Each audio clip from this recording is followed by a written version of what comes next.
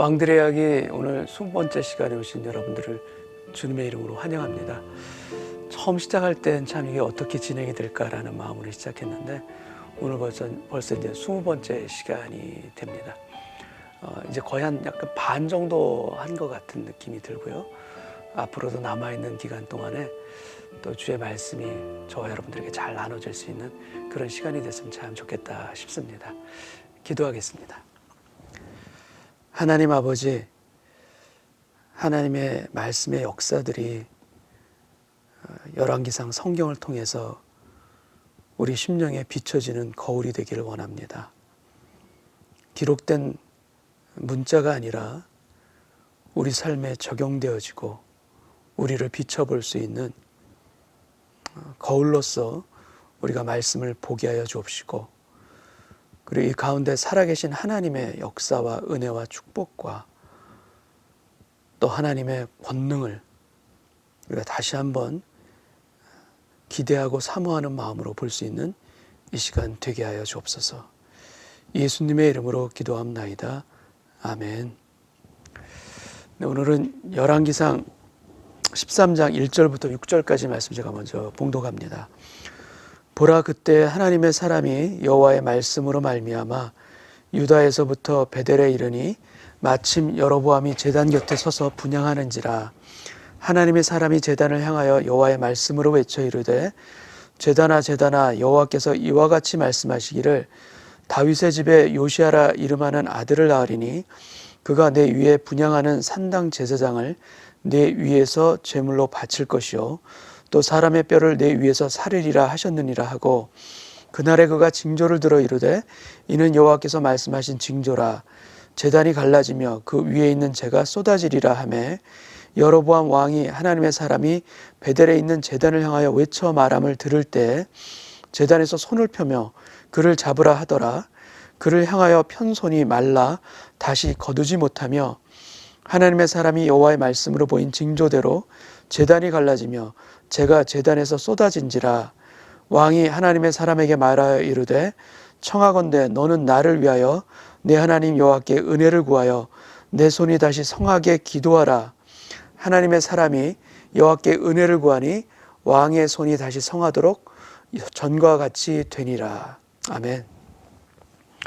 우리가 이제 여로보암 왕의 이야기를 이렇게 살펴보면서 한 가지 느껴지는 것은 무엇인가 하면 예배가 무엇인가라는 것입니다. 구약 시대에는 이제 제사를 드렸죠. 요즘 우리 시대는 이제 예배 아닙니까? 예배가 과연 무엇인가? 하나님께서 어떤 예배를 원하시는가? 이 부분에 대해서 우리가 다시 한번 살펴보게 됩니다. 여로보암 왕은 제사를 드립니다. 근데 제사를 드리는데 하나님이 기뻐하시는 제사가 아닙니다. 그 제사의 중심에 가장 중요한 것이 지금 여로보암 왕에게는 빠져 있습니다.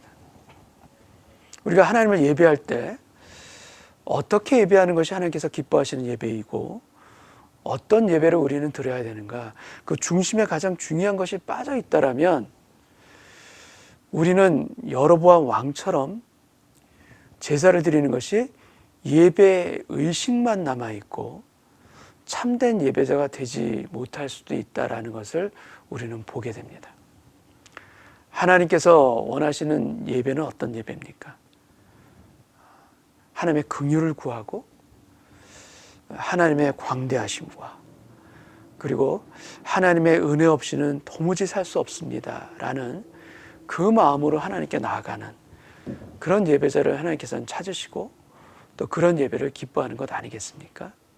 마치 아이들이 부모를 인격적인 부모로서 그렇게 대하는 것이 아니라 부모를 자기가 원하는 것을 구하는 대상으로, 또 경제적인 어떤 수단과 도구로서 부모에게 말도 하고 그렇게 요청만 한다면 그 부모가 그 자식의 그 요청을 들어는 주지만 그러나 결코 기뻐할 수 없는 그런 관계가 되지 않겠습니까?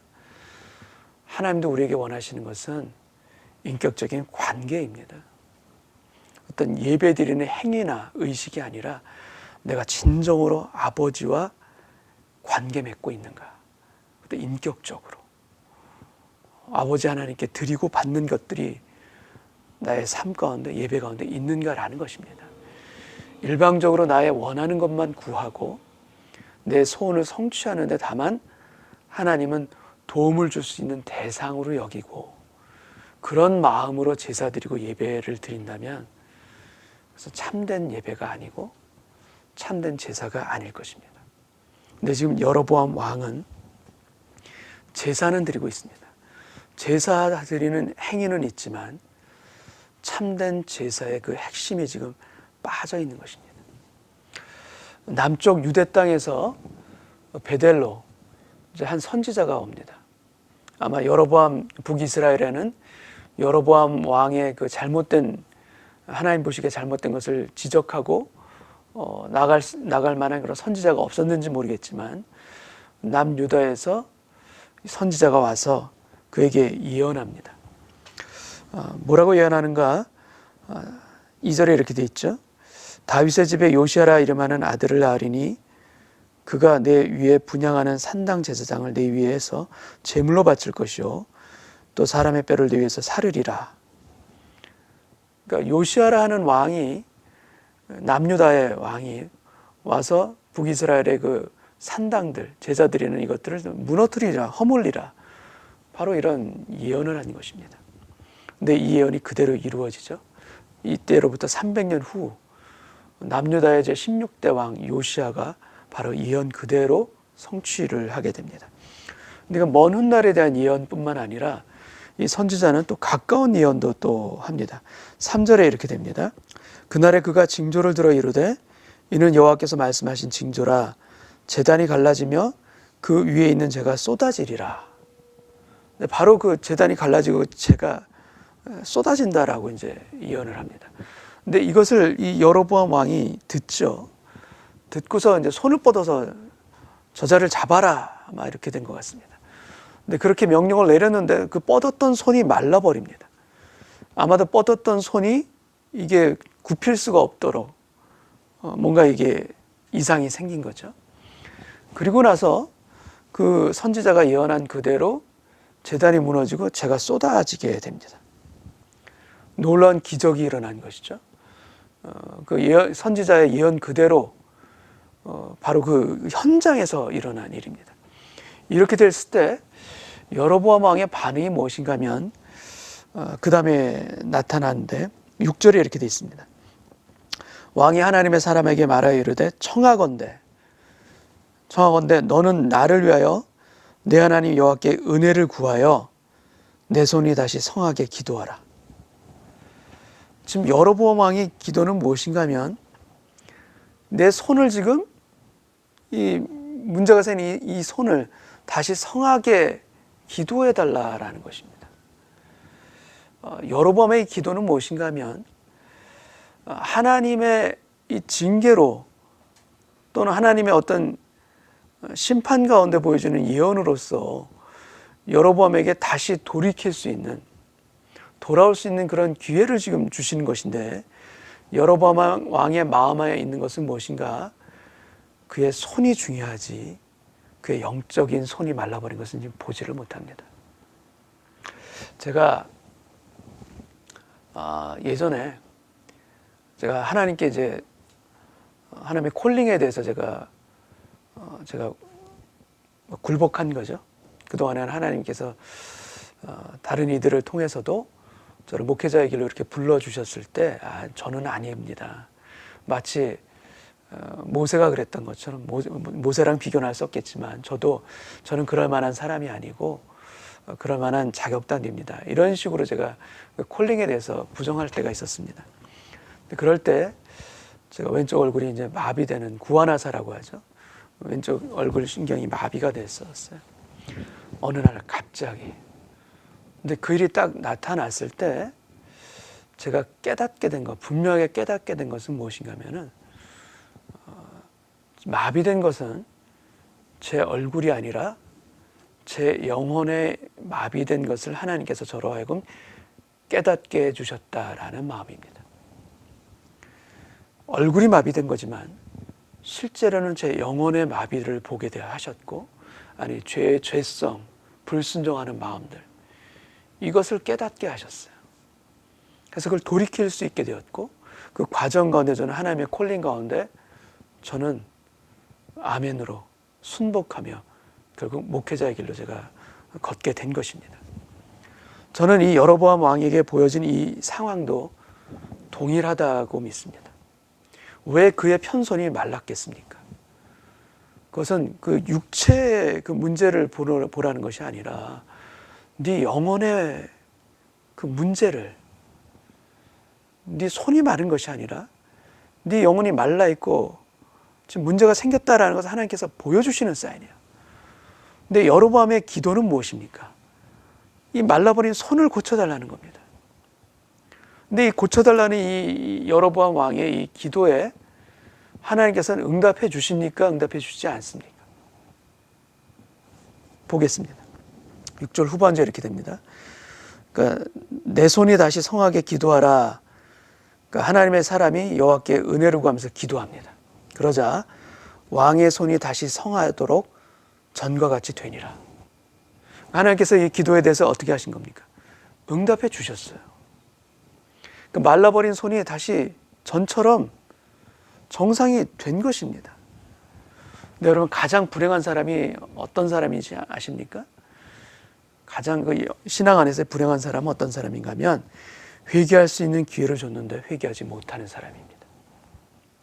영적으로 깨달을 수 있도록 하나님께서 징표도 주시고 사인도 주시고 그 삶 가운데 분명히 깨달을 수밖에 없는 여러 가지 것들을 보여주셨는데도 불구하고 돌이키지 못하는 사람. 바로 지금 여로보암이 그와 같습니다. 말랐던 손이 고쳐졌습니다. 그랬다라면 이 상황에서 여로보암이 마땅히 해야 될 일이 무엇입니까? 자복해야 되죠. 엄청난 기적이 바로 그 현장에서 일어난 것 아닙니까? 하나님의 전능하신 하나님의 그 능력과 우리 인간의 무능함을 그 순간에 깨달을 수밖에 없는 것이고 그 앞에 고꾸라질 수밖에 없는 것 아닙니까? 고쳐주셨습니다. 근데 여로보암의 마음은 여전히 회개하지를 못합니다. 회개할 수 있도록 촉구하시는데 회개하지 못합니다. 지금 여로보암의 손이 고쳐졌습니다. 회복된 것입니다. 하나님께서 진정으로 이 선지자를 보내서 왜 여로보암 왕에게 왜 이런 일을 사인을 보여주신 것입니까? 만약에 하나님께서 여로보암 왕을 그냥 징계하시기로, 그냥 심판하시기로 작정하셨다라면 이렇게 선지자를 보낼 이유가 있습니까? 보낼 이유가 없습니다. 그냥 어느 한순간에 그는 심판하시면 됩니다. 그의 손이 말랐다가 다시 회복하는 이런 일들을 굳이 보여주신 이유가 도대체 무엇에 있습니까? 하나님은 지금 여로보암 왕에게 원하는 것은 무엇인가? 그를 심판하시고자 하는 것이 절대 아닙니다. 오히려 그에게 기회를 주시는 것이고 그를 회복시켜 주시기를 원하는 것이 바로 아버지 하나님의 마음이에요. 그의 손이 고쳐졌듯이, 회복됐듯이 그의 마음도 고쳐지기를 원하시는 것이고, 아니 북이스라엘 전체를 회복시켜 주시기를 원하는 것이 바로 아버지 하나님의 마음이에요. 만약 이때 여로보암 왕이 자복해서 하나님께 회개하며 그가 돌이켰다라면 어떤 일이 일어났을까요? 너무나도 분명합니다. 그가 돌이켰다면 북이스라엘 여로보암의 왕권은 더욱 공고하게 섰을 것입니다. 더 분명히 하나님께서 그를 축복해 주셨을 것입니다. 여러분, 악인은 정해진 것이 아닙니다. 악한 자는 운명이 아닙니다. 그가 판단한 것이고 그의 선택한 것이고 그가 스스로 악한 길로 걸어간 것입니다. 계속 기회를 주심에도 불구하고 여러분, 우리의 믿음의 길 가운데 우리의 그릇된 길이 있을 때 하나님은 바로 회초리를 들면서 물론 때리실 수도 있지만, 그러나 그런 경우는 극히 예외적인 경우이고요. 많은 경우는 하나님께서 우리에게 어떻게 행하시는가? 기회 주세요. 돌이킬 수 있도록 사인을 주세요. 사랑하는 사람들을 통해, 또 예배를 통해, 아니 상황들을 통해, 아니 우리가 느끼지 못한다 할지라도 여러 가지 방법을 통해서 하나님께서 우리의 삶을 통해 돌아올 수 있도록 사인을 주시고 회복할 수 있도록 은혜 베풀어 주시는 것이에요. 여러분, 은혜 주실 때 돌아오길 원합니다. 베풀어 주시는 하나님의 긍휼하신 가운데 깨닫고 돌아오면 아버지는 언제나 우리를 다시 안아주시는 분이십니다. 근데 지금 이 여로보암을 우리가 가만히 보십시오. 그는 지금 그에게 중요한 것은 손이 말라버린 것이 중요합니다. 그의 영혼의 상태가 중요하지 않아요. 그걸 볼 수가 없습니다. 그가 지금 보는 것은, 그에게 중요한 것은 육적인 상황이고 그에게 중요한 것은 세상입니다. 하나님을 볼 수 있는 눈이 닫혀 있습니다. 그래서 구하는 것은 세상적인 것이고 구하는 것은 계속해서 육적인 것이에요. 관심사가 육적입니다. 기도합니다. 육적인 소욕을 위해서 기도하고 기도합니다. 세상의 번영을 위해서 기도합니다. 근데 정말로 우리가 기도해야 될 것이 무엇입니까? 내 영혼의 상태를 위해서 우리가 기도하고 있는가? 내 영혼이 잘됨 같이 범사에 잘되기를 하나님께서는 원하시지 않습니까? 근데 영혼이 잘됨 같이 우리의 영혼이 건강하고 우리의 영혼이 강건하고 우리의 영혼이 하나님으로 인해 늘 만족할 수 있고 우리의 영혼에 있는 곳이 시온의 대로여야 하는데 우리의 관심과 우리의 모든 초점이 다 세상적인 것, 육적인 것, 잘 먹고 잘 사는 것, 그것에만 붙들려 있다면 우리는 여로보암의 길로 우리도 모르게 나도 모르게 걸어갈 수밖에 없는 것입니다. 끊임없이 관심을 갖는 것이 외적인 것이고 세상적인 것이고 그런 유혹된 것에 우리의 귀가 고정되어 있지 않기를 원합니다. 오히려 돌이켜 하나님 앞에 내가 어떤 존재인가. 여러분, 우리는 하나님의 은혜가 없이는 단 하루도 살아갈 수가 없는 사람들입니다. 이미 그걸 경험하지 않았습니까?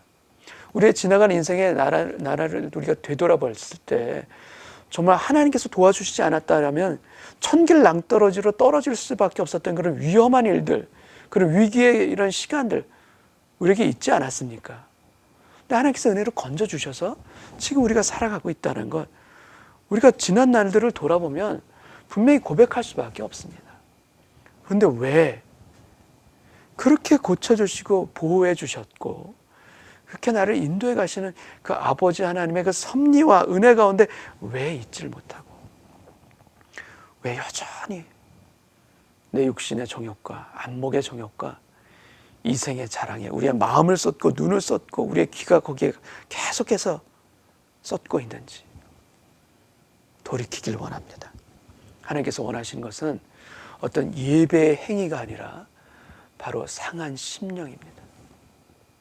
상한 심령이 되어서 하나님께 예배하는 그 자리에 나올 때 하나님께서 언제나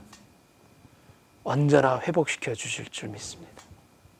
하나님께서 언제나 우리의 주홍빛과 같은 그 죄된 모든 것들을 흰눈처럼, 아니 나는 기억도 하지 아니하겠다 말씀하시는 하나님의 그 언약이 이미 우리에게 펼쳐져 있는 은혜의 언약인 줄 믿습니다.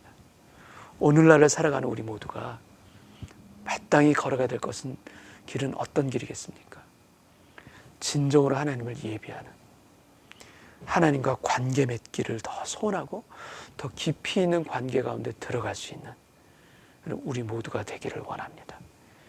예배라는 행위로 내가 할 바를 다했다라는 의무를 때우는 것이 아니라 예배 가운데 하나님과 더 깊어지고 더 아름다운 관계 가운데 서고 그 하나님으로 인하여서 너무나도 감격하고 매일매일의 삶 가운데 하나님이 주시는 것을 받고 나도 하나님께 드리는, 마치 어린아이들이 엄마 아빠와 얘기할 때 자기의 모든 것들을 다 드러내고 진실로 엄마 아빠를 사랑하고 따르는 것처럼 우리도 그렇게 아버지 하나님을 믿고 따르고 사랑할 수 있는 그런 자리에 우리 모두가 서시기를 주님의 이름으로 축복합니다. 기도하겠습니다. 하나님 아버지, 우리의 삶 가운데도 유다의 선지자를 보내셔서 우리의 그릇된 길을 깨우쳐 주시는 하나님의 은혜가 있음을 믿습니다. 나의 죄된 것을 깨닫게 하는 것, 그것이 오히려 은혜이고, 내 주변 상황에서 예기치 않은 일들이 일어나는 것, 그것을 통해서 오히려 하나님 앞에 엎드릴 수 있게 하시는 모든 그 기회와 상황들도 또한 하나님께서 내 개인에게 보내주시는 선지자인 줄로 믿고 우리가 엎드리게 하여 주옵소서. 내 손이 마른 것만 보는 자가 아니라 내 영혼의 궁핍함을 볼 수 있는 저희들 되길 원하고, 내 영혼이 잘된 같이 범사에 잘되기를 원하시는 아버지 하나님의 마음을 우리가 깨닫게 하여 주옵소서. 그리하여 영적으로 하나님과 더 깊은 관계 가운데 들어가게 하여 주옵시고, 어린아이들이 엄마 아빠를 믿고 따르는 것처럼 저희들도 아버지 하나님을 늘 믿고 따르고 사랑하며 날마다 날마다 더 깊이 있는 관계 가운데 들어갈 수 있는 저희 모두 되게 하여 주옵소서. 나를 아들로 딸로서 늘 언제나 사랑하시며 지켜주시는 그 하나님의 은혜를 알게 하시고 그 길 가운데 걸어가게 하시는 예수님의 이름으로 기도하옵나이다. 아멘.